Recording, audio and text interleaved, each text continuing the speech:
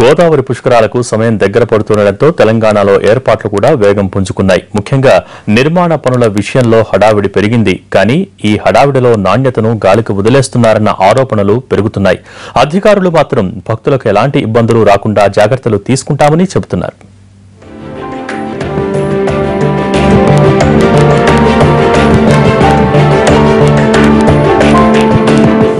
తెలంగాణ రాష్ట్రం ఏర్పడ్డాక జరుగుతున్న తొలి పుష్కరాలను ప్రతిష్టాత్మకంగా తీసుకుంది ప్రభుత్వం. పనుల కోసం భారీగా నిధులు కేటాయించింది. అన్ని జిల్లాల్లోని ముఖ్యమైన ఘాట్ల విషయంలో ప్రత్యేక శ్రద్ధ తీసుకుంటున్నారు అధికారులు. నిజామాబాద్ జిల్లాలోని కందకుర్తి పుష్కర ఘాట్కు ఈ వరుసలో ప్రత్యేక స్థానముంది. ఇది త్రివేణి సంగమమని భక్తుల నమ్మకం. పైగా ఈ ప్రాంతంలో నది వెడల్పుగా ఉంటుంది. గత పుష్కరాల్లో ఇక్కడ దాదాపు 25 లక్షల మంది స్నానాలు చేశారు. అందుకే దీనిపై ప్రత్యేక శ్రద్ధ పెట్టారు అధికారులు. ఘాట్ పనులు, మరుగుదొడ్ల నిర్మాణాలు పూర్తి కావస్తున్నాయి.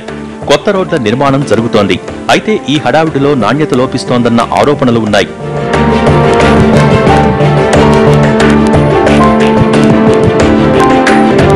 కందకుర్తి, పోచంపాడు పుష్కర ఘాట్ల దగ్గర పనులు చివరి దశలో ఉన్నాయి. జిల్లాకు చెందిన మంత్రి పోచారం శ్రీనివాసరెడ్డి ప్రధాన పుష్కర ఘాట్లను సందర్శించి పనులను పరిశీలించారు. సమయానికి అన్ని పనులు పూర్తి చేస్తామని, భక్తులకు ఎలాంటి ఇబ్బందులు రానియబోమని చెబుతున్నారు అధికారులు.